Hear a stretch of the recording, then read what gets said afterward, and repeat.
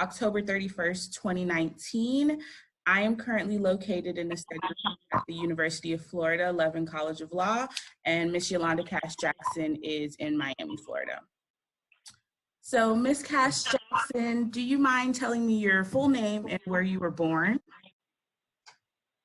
My full name is Yolanda Maria Cash-Jackson. I was born in Miami, Florida. Okay. Can you tell me a little bit about your early childhood and family, a little bit about your upbringing? I was the oldest of two children born to James and Ida Cash, both Bahamian descendants, both first-generation Bahamian descendants. I was raised in Liberty City. I attended public school in Liberty City, and then at Edison Senior High, where I graduated in 1976. I then attended the University of Florida. And that is my early childhood, I guess, leading up to college. Okay, we're going to dive in a little bit more to your college experience, but as a child, did you know you wanted to be a lawyer, or was it something you found along the way? Something I found along the way. I had no desire to be a lawyer. I did not know any lawyers growing up as a child. I only knew education because my parents were teachers. I wanted to be a buyer, a fashion buyer. Interesting. So obviously those are at two different ends of the spectrum. So what kind of made you make that jump from fashion buyer to law? Life. As a lawyer, you realize that that might not be a great career. I did work in retail right out of college as a part of the management training program for Sears, Roebuck and Company, where America used to shop. And as I quickly learned how the most qualified and educated person is not necessarily the one that gets the promotion. Once I was passed over for a promotion, then I decided that it was time to try something else. And so I decided that law was something that was intriguing because I could make a difference. And it was a field that I could work as an entrepreneur and never have to be dependent upon whether or not I got a promotion. I would make my own promotions. Yes. That's how I decided to be a lawyer. Okay. So I know you kind of precursored into that you did undergrad at UF. Do you mind telling me a little bit about that experience and how you think it translated into law school? That experience at the University of Florida as undergrad, how it translated into law, it had nothing to do with law. I had no desire, interest in law except for the one law class, communications and law class I took at the College of Journalism, of which I was glad to get a D. And I cannot remember her last name.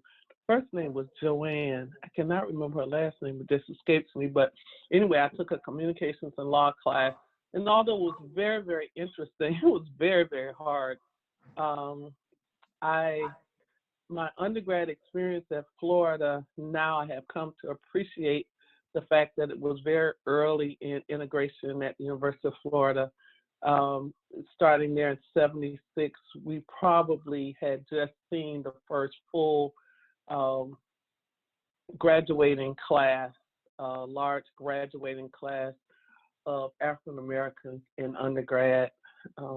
At that time, we were still protesting in undergrad. We we would have marches around campus. That was during the time of the streaking. That was also during leading up to my graduation, also a time when the university decided to name the new athletic facility after Stephen C. O'Connell, who was in many eyes the like the gentleman in Alabama, stood at Target Hall and said, we will not integrate, never ever. And so there was a lot of dissension on campus at that time. The Institute of Black Culture was a very, very important part of campus life. There was a lot of effort at the university to try to bring more diverse entertainment and acts to campus. So we had many concerts on the North Lawn that started to reflect Black artists, which was interesting. We had Bill Cosby at Gator Growl. We had the Daz Band, and you have to be pretty anxious to understand who the Daz Band is. But you started to see a lot of firsts within the student community while I was an undergrad. So we had the first African American woman president of the student body. We had the first African American woman inducted into Blue Key.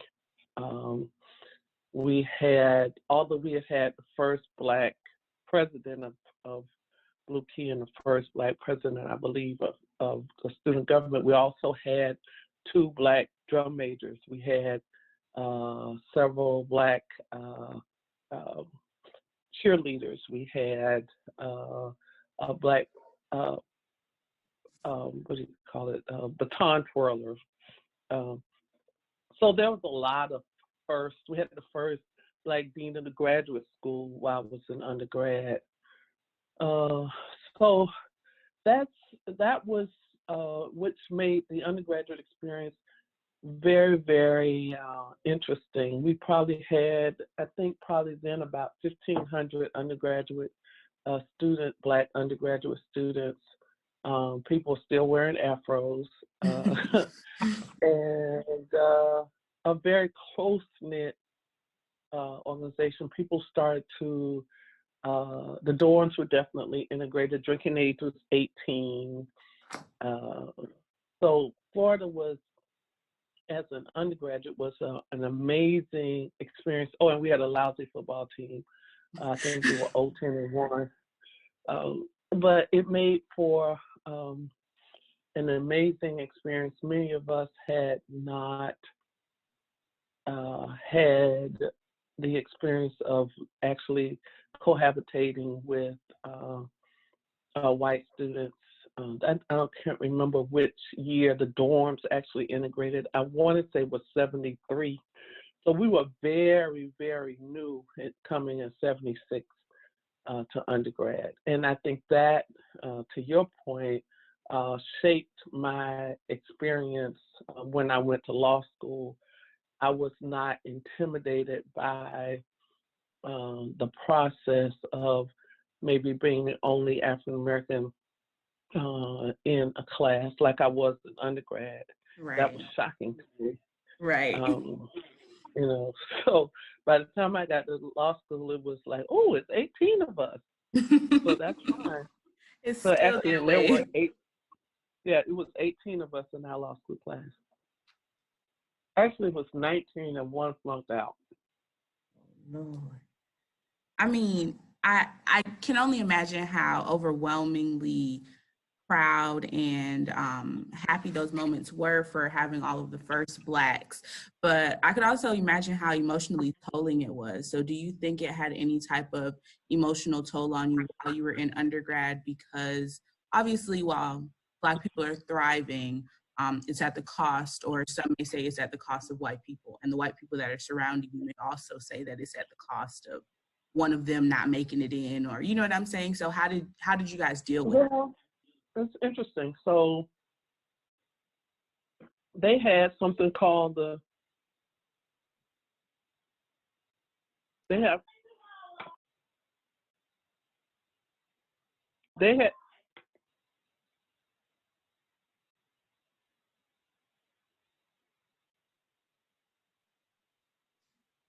I'm sorry.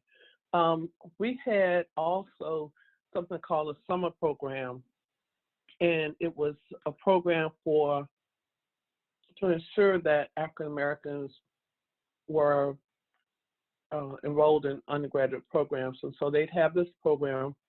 Kids would come in, and they would live in Broward Hall and take classes on the program. They would have tutors and all that. And then you had a group of Black students that came in the fall with the regular admissions. And there was some stigma attached to coming in on the summer program versus coming in the fall with the rest of the students. I was one of the students that came in the fall, but you were like, okay, so y'all came in on the program. Why y'all only have 15 people in y'all class?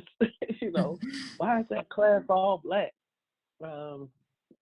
But that being said, I think that campus life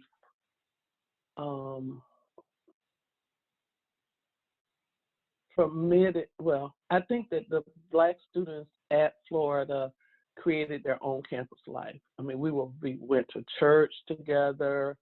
There were a couple of churches that were within the Black community that were Mount Carmel is one, I think. Williams Temple. I'm really just kind of remembering now. It's been 40 years ago.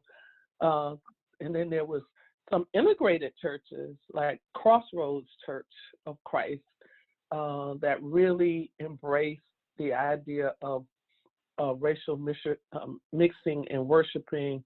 And people forget how liberal the actual college town of Gainesville was and still is compared to the outskirts. But notwithstanding that, I think that the Black students at UF at that time had a very rich social life. That was during the time of funk and Blackness and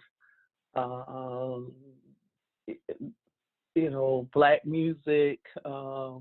The exploitation era was still in effect. So we spent a lot of time at FAMU as well. So we had a full time. It wasn't, I don't think that I even thought about what white students were doing. I did have a white roommate when I got to Florida. I had never lived with white people before. And I had two roommates, and I remember distinctly one girl moved out, and I never really understood why she moved. We were in the triple because the enrollment at Florida surged during the late 70s as the economy got worse. And, we went through a recession in the late 70s. And so anytime there's a recession, then, the enrollment surges.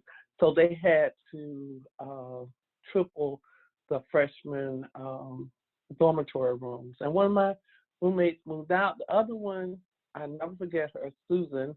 She said, my mom and them are so poor that I can't go nowhere. So we're here. And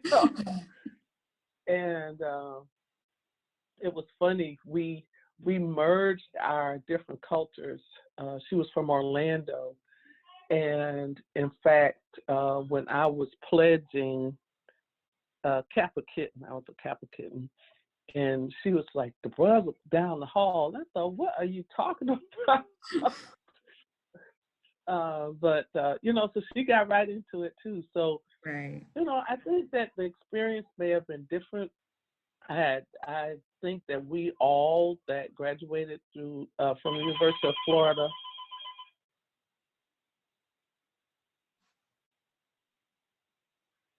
during that era certainly had our own stories to tell and our own very rich experiences with the Gator Nation, and we still all love it. And it was not a hard decision to decide to attend the law school. The law school as an undergrad was so separate from the other part of the undergraduate campus. I think, except for Black students, found a way to include, those law students, and that was really fresh in terms of Black law students at Florida. But they found a way, mainly because of fraternities and sororities, to integrate the undergraduate graduate experience. Right. I think it's so funny that you just said that, because I was going to ask you, were you a part of any any part of sorority?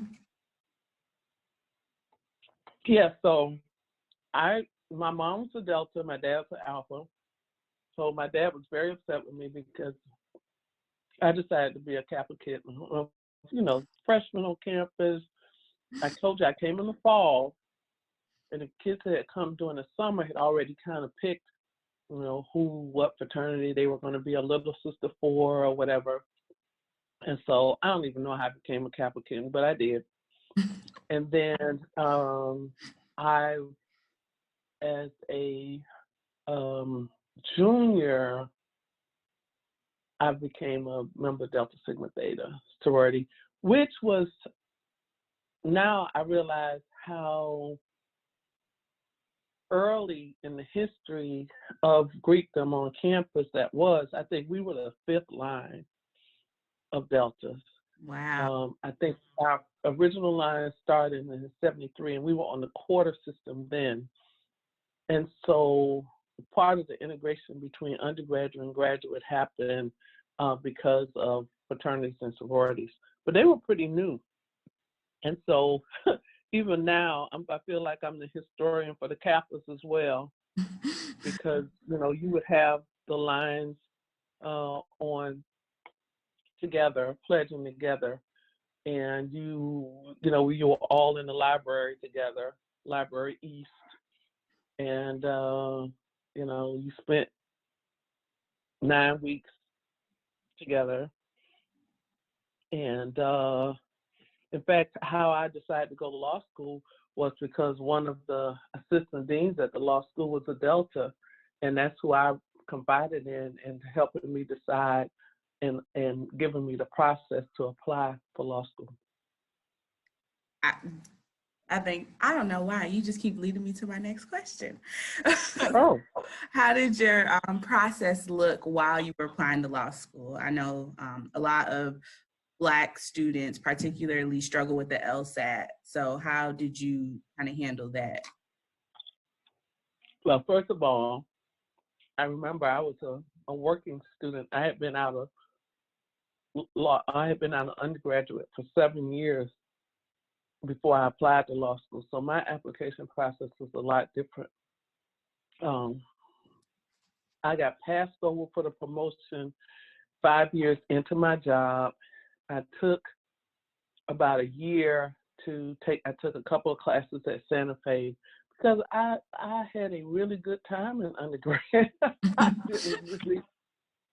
I was not the one in the library, although my grades were decent. I didn't realize how decent they were until, much later, because they were the worst grades I had ever made in my scholastic career, according to my parents. But I had a really good time. But anyway, I decided to go to law school. I went and got a book from the bookstore on the LSAT, and I took that book and I studied that book. I took a couple of classes at Santa Fe that I would not have taken at UF because, you just didn't take math unless you had CLEP math. I ain't never have to take math, but I did take a statistics course, an accounting course, and did well in it. And they gave me the confidence that I could academically perform, study for the LSAT, took it one time, did enough to get admitted to, I applied to UF because there was no application fee for UF because I had gone to undergraduate there. I remember that. And then I applied to University of Miami, I applied to Florida State, and I applied to Indiana University because my parents had gone there for graduate school.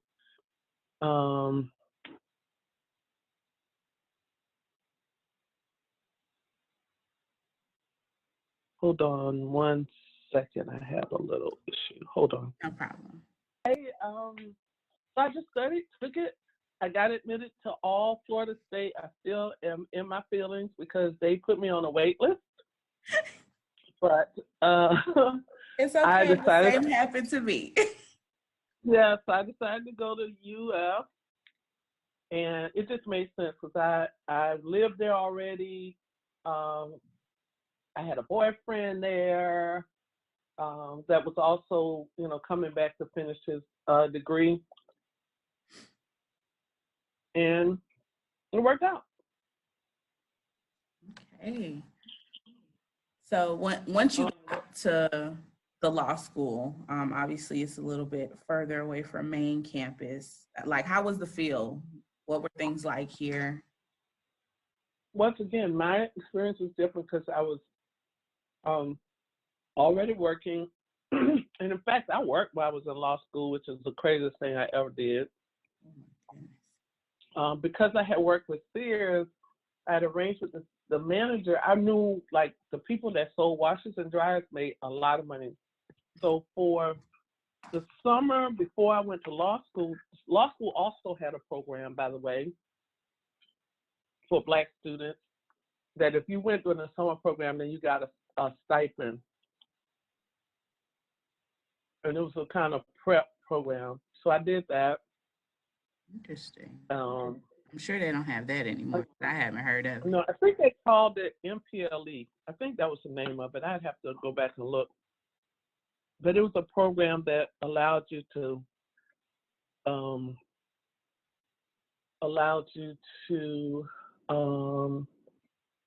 to the summer program, take a few classes, and then you started in the fall. It was through the legislature, and one of my goals long term was to get something like that back. I think something like that would be great because you just telling me about it. I'm like, okay, how would that work? But and I don't remember how they decided. I don't think I was privy to how they decided. Like every Black student win, or if you got a certain score. I think it was every Black student. I think that might have been beneficial, or it would still be beneficial. Well, and I can kind of tell you the turn of events, how that changed. Right.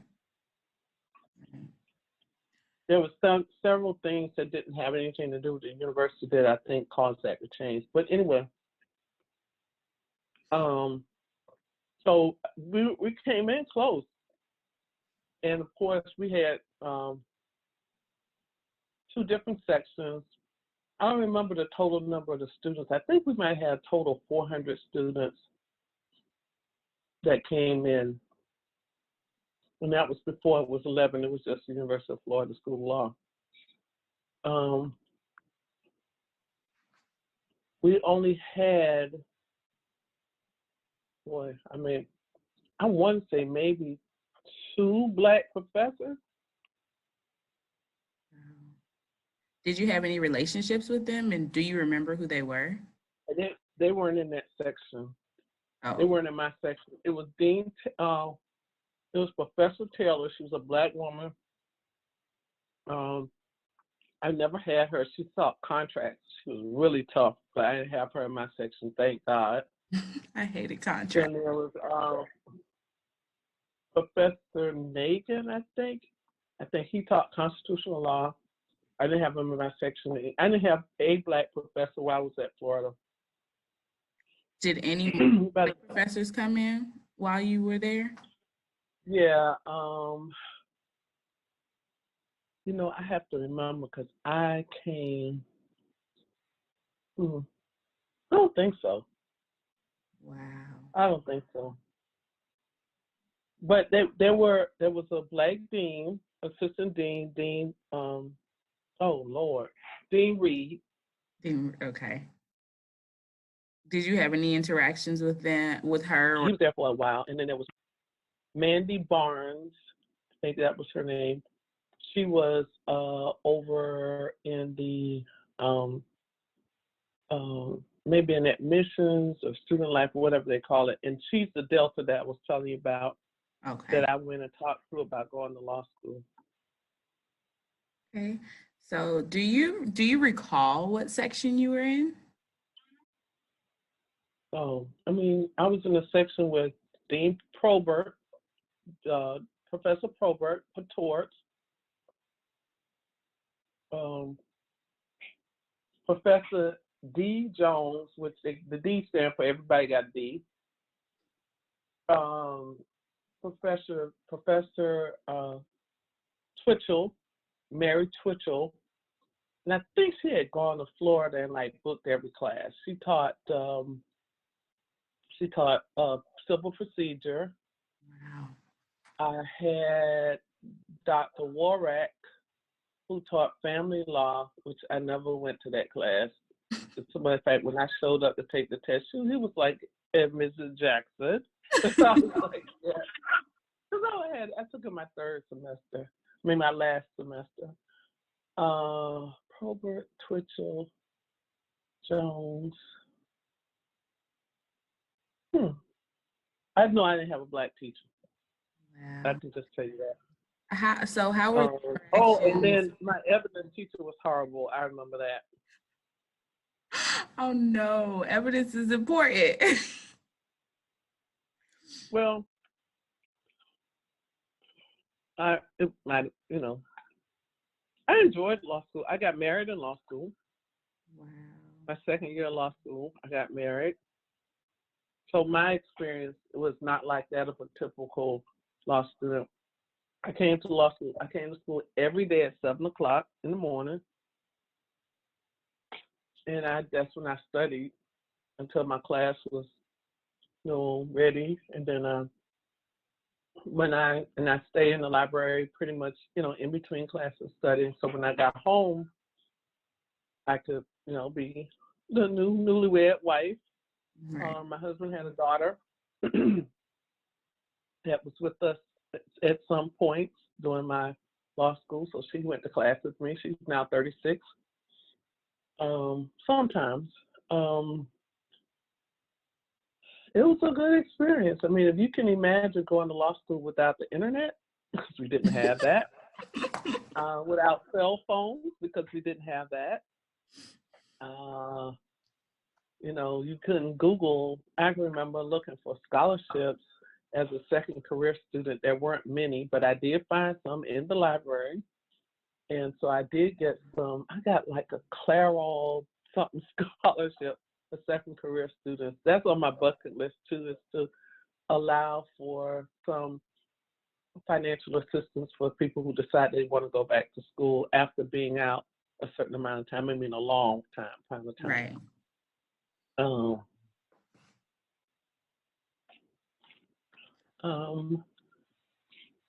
think that's I was not in. I was a member of BOSA. I was not a leader in BOSA. BOSA chapter was somewhat active. I was inducted into Blue Key while I was in law school. So my law school experience in terms of community action or social action was an extension of what I learned as a Delta. And so since I was in Gainesville, I remained very much active in the community. So when somebody asked me about, Blue Key and get tapped into Blue Key, it was a shock because I would have never done that as an undergrad. Right. But as a law student, it was quite rewarding. And some of those people who I was tapped in with, I'm still friends with, and they've done quite well. One of them is actually on the board the governing board for UF, and I'm now on the board of trustees at UF, foundation board, which is quite interesting. So, just never know how things work out. Right. So I know you mentioned that you were in Balsa, but how do you, obviously you were on campus, but in the library. So if you do remember, how did you guys create a community amongst Black students at the community for Black students? Yes. Wasn't but 18 of us, but we knew each other. We can't walk by and not. But we have some who integrated better than others. There were a number of students who were Jamaican born. I think we, talked about that. Right. They had definitely a different perspective. There were a number of students who had gone to historically Black colleges, one from Cookman, one from Howard, one from FAM, which was very different from those students who had gone to PWIs, because I understand that experience, and they were very much into continuing what they had experienced in undergrad, and that was not my experience at UF. I mean, you were still a Gator, but he's like in grad school now. Right. And that was different. But I think all in all, we had probably three, maybe two, no, three Black students that graduated with honors. We had one Black student that was on law review, I think. Definitely one in moot court. And then probably about 5 of us who got clerkships at majority firms, which was also very new at that time, even though, remember I told you I graduated 10 years, almost 10 years to the day from undergrad. So this would have been in 90, and even in 1990, you didn't have a large number of minority students who got clerkships at majority firms. And clerkships are the entree to getting permanent jobs, still is, at firms. So we had one who went to Greenberg. There was a firm called Still Hector and Davis. We had one that went to Still Hector Davis. There was a firm called Rumberger Kirk. I don't know if it's still around. Yeah, it is. There was one that went there. There was, I think it was 5 of us. It may have been 6. But all of those students that got those clerkships all went to PWIs, which was interesting. Undergrad. I mean, do you think it was because they kind of knew how to work the system in their favor while they were in these spaces? No, I think that employers look for that kind of profile.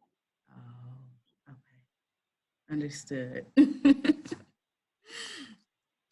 So can you talk to me a little bit about the end of law school, graduating, preparing for the bar? Okay, the end of law school. Once again, my experience was a little bit different. Right. Because I was married. So the end of law school meant for me making sure that I got a clerkship, making sure I had a clerkship that paid more than the job I left. So I was very focused on finding a job. I spent a lot of time interviewing, preparing for my interview, and that was, I was focused on getting a job where I could make a good living, because that was the whole point of me going to law school. If I'm going to go and incur this debt, because I had to pay for my own law school, unlike undergrad, where my parents helped me, law school, they were like, you are on your own. So I had to get student loans. I had to find scholarships. I cashed in my 401k. So when I got out of law school, I had a job already. So I had clerked at a merger law firm, and we got through in August. And September 17th, I will never, ever forget that. I got my offer letter from the firm, and I went to the firm I got in September, so I went to the firm that June, took the bar in July, took the bar in July. Did I start after I took the bar? I think I started after I took the bar, because we took the bar in Tampa, and it's very horrible, Curtis Hickson place, gym or whatever it was. It's horrible and raggedy. It's since been replaced, but we had to go to Tampa, and once I finished the bar, I went to work, and I was the first African American woman who had worked at that firm. I think, at least to my recollection, there was only one other Black woman in the law firm, and she worked in the kitchen. She's a member of my church, as a matter of fact. We talk about it often. There was one Black guy who had gone to Harvard. They had a previous Black associate who came from the University of Florida. Actually, he and I had lunch a few months ago, who came from the University of Florida and was the first Black president of Florida Blue Key, James Cunningham. And I'm sure he went to Florida law school too. But anyway, be that as it may, the experience of, I couldn't get my head around why I had to take this test after I had put so much in the law school. And then here's this exam you had to pass. So there was a lot of stress. There were, at that time, Florida had the #1 bar passage rate without Florida State was just a bleep. Miami was just a bleep in terms of, performance. And so the law school, I don't recall the law school being that involved in whether you passed or if there was any kind of courses other than, Barbary. And remember, there's no internet. There's no, you had to go to the class. Yeah. And so that was it. I studied for the bar while I was trying to move to Miami to take the job. And I did not take any more bar exams after that. Oh my goodness. That's how I'm trying to be. One time and finish it all. Well, no, I didn't say that. I said I didn't take any more bar exams. I think that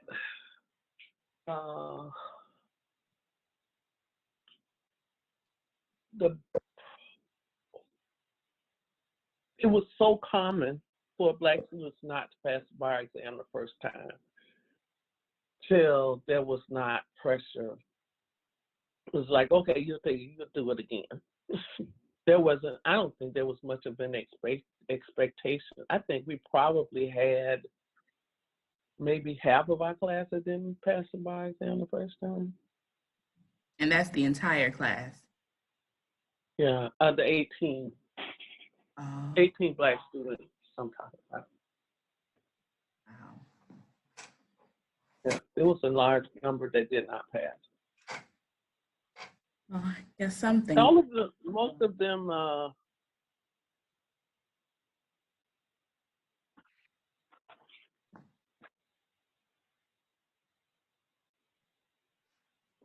Hold on one second. No problem. I don't know the reason for maybe it was bar preparation. And then I think after that, the law school started, kind of helping people prepare for the bar. But there was no effort by the law school at that time to help people pass the bar. I don't know that it was a big deal as it is now. Everything's a rank and a number. Right. Now, I don't know that big of a deal. I do want to say that those MPLE scholarships that we talked about went away. Some things changed after we graduated. One, there was something called One Florida, and that did away with affirmative action as we knew it. And so I think that changed the face of, literally the face of the law school. So I think the law school went through a period of time where the number of law students enrolled went down. And so we were on the quarter system, on a system where they had a spring enrollment in class and a fall class.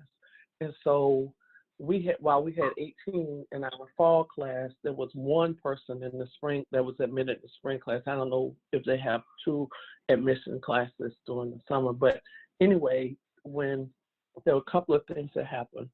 One Florida came along under Jeb Bush, and we know, if you look in the annals of history of Florida, that there was a march on Tallahassee led by student government president Andrew Gilliam of FAMU and student government president of FSU, Chris Chestnut, and they, marched and walked and protested,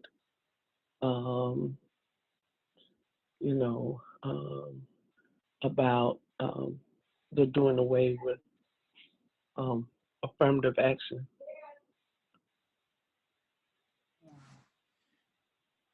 So when you were looking for your jobs from summer to summer, did you feel like the Gator Network that the school talks about so much worked for you? Yes, I think that the person that interviewed me on campus, my campus interview was a Gator. We're still friends.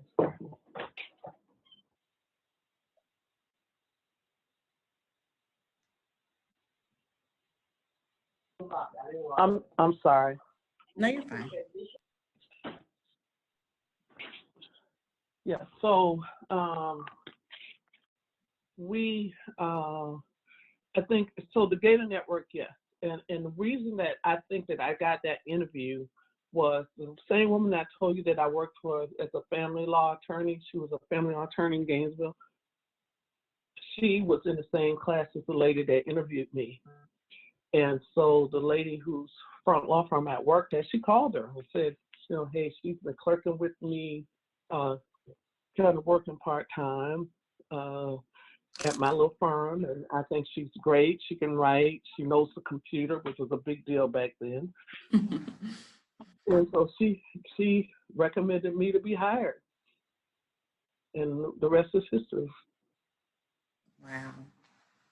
Because I think a lot of us and after that, I can say that after that, as I practiced and started getting into client development, that same network of Gator lawyers has proven to be a network of not only referrals, but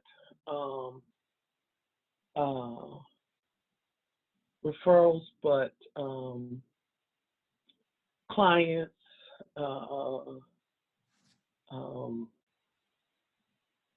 We've served on, like I went through Leadership Florida. Leadership Florida, it was clear that, they were dominated by Gators. I've just had so many opportunities as a result of that Gator Network, and I use it, and I think that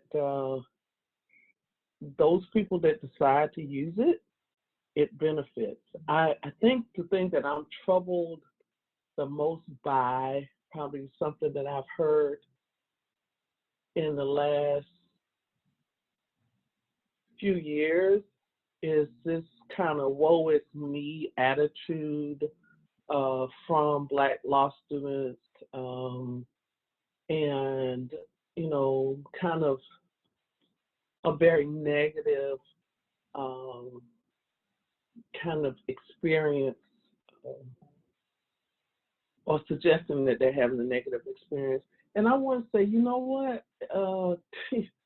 You really need to get over it, because if you really embrace the Gator Nation, you really embrace your experience at the University of Florida, it cannot be predicated on what comes out of the dean's office. You have a network of people that will be willing to help you, a network of people that will be willing to support you. But you know, you've got to stop whining.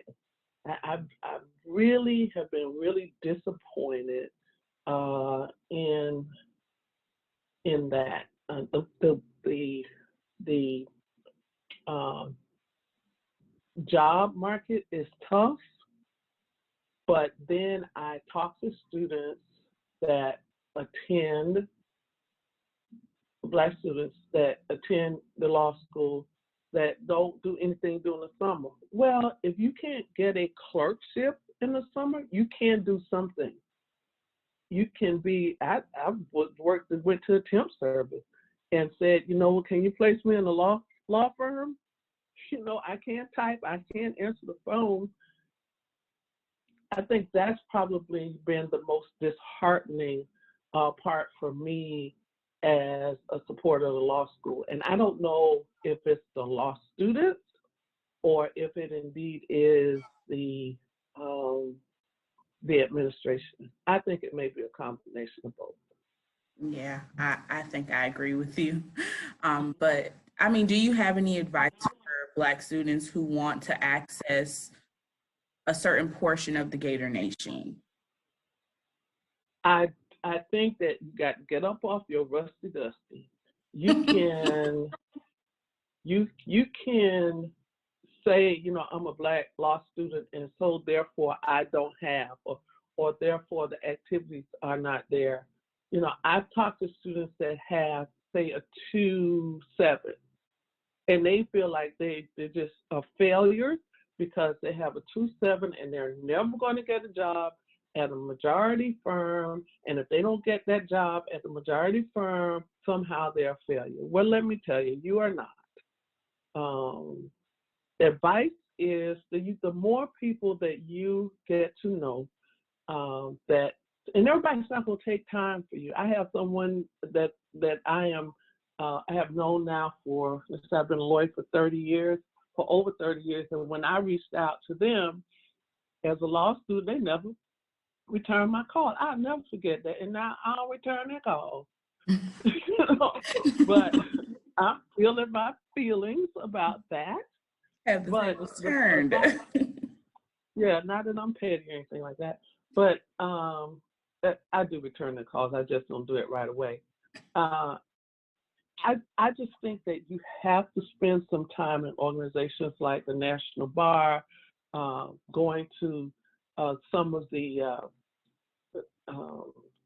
local voluntary bar associations, and really getting to know other Black lawyers so that you know you can have a 2.7 and still, 15 years later, 10 years later, you make, $500,000 a year. You can do that. And if you don't interact with people that are successful, and so that some people have to see somebody successful to know that they can do it. Other people can just dream it. But whether or not you dream it or you know somebody that's successful, the Gator Nation is real. And if you want to sit around and have gotten admitted to one of the most prestigious law school, or the most prestigious law school in the state of Florida, and then do nothing but sit around and complain about what Black law students don't have and what dean not doing, then you deserve just what you get. That's my advice. Get off your rusty dusty. So I know that's your advice for the gate of how to pierce the Gator Nation. Do you have any general advice for current Black students? Ditto. Get up off your rusty dusty. Get up off your rusty dusty. Mm-hmm. I mean, you have so many opportunities that you can make for yourself. I didn't have the opportunity to open a law firm by just getting off my phone. You know, I had to create a website and voila, I got a law firm. Right. So you have a bigger opportunity to be entrepreneurial. You have entrees to industries that never would have considered having an African American lawyer. Even if there are organizations like organizations of Black women who are in-house counsel, because the largest number of folks entering the in-house market are women. You know, you have that.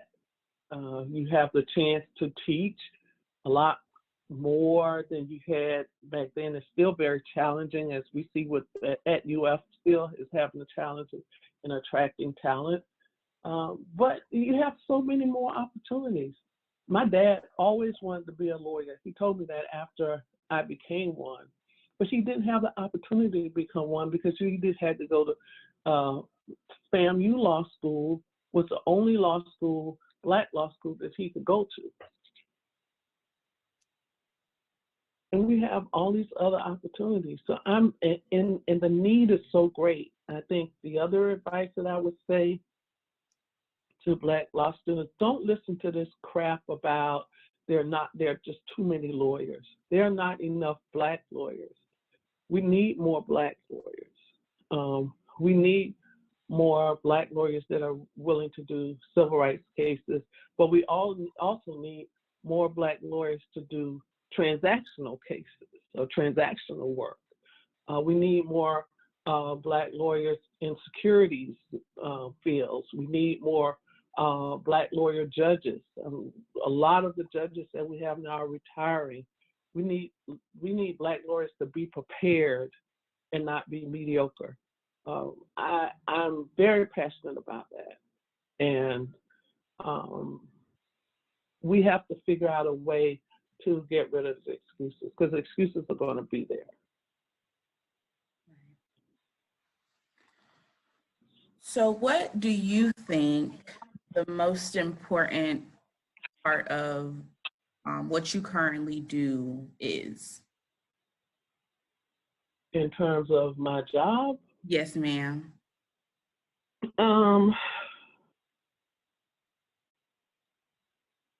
A day like I had today, where I did a little bit of mentoring. We just hired, very proud to say, we just hired 2 new Black associates, one in government and one who I have not yet met. That's in litigation with a little bit of experience. He's a lateral. And in talking to the associate in my practice group, you know, just the excitement about doing something new and being exposed to something new. So I think one of the most important things about what I do is the mentoring and encouragement. I've been practicing 30 years. As much as I would love to believe that I have 30 more to go, I do not. And so I feel the responsibility to leave a legacy and an opportunity for another little girl from Liberty City to be able to represent the university that Mary McLeod Bethune founded to do legislation that would allow a statute of her likeness to be in statutory hall as the first African American to do so. To me, that's so real and so powerful, was we know that lawyers, particularly Black lawyers, have changed the lives for so many people, whether it be Thurgood Marshall or Barack Obama, for that matter, a Black lawyer. We have, since Virgil Hawkins, have changed the course of history, and I don't think that's changing. And so we can't afford to sit back and say, you know, what we don't have or what we can't do or what they're not letting us do. Every day that I practice law, I look at it as an opportunity to change the course of something, whether it be the life of a young lawyer or whether it be to undo a wrong that persists. So that's kind of where I am. I'm passionate about it. That's why I became a lawyer. I love it, 100%. But finally, is there anything else that you just like to tell us about? It can be about law school, it can be about anything, honestly. I think that we, and you are included in this, have been given the opportunity to learn in one of the greatest institutions in the country, and certainly the greatest institution in the state of Florida. And we should not take that lightly. I think that we are living in a very, very critical time where, as African American lawyers, we have to preserve the dignity of the Constitution, just like it was written for us, which it was not. We cannot take what we do lightly because our communities are depending on us. They've invested in us. And I'm concerned about young lawyers understanding that it's not just about how much money you're going to make. That's important. We don't need no poor lawyers. But it's also about giving back and reaching out, not just to communities, but to other lawyers and supporting each other.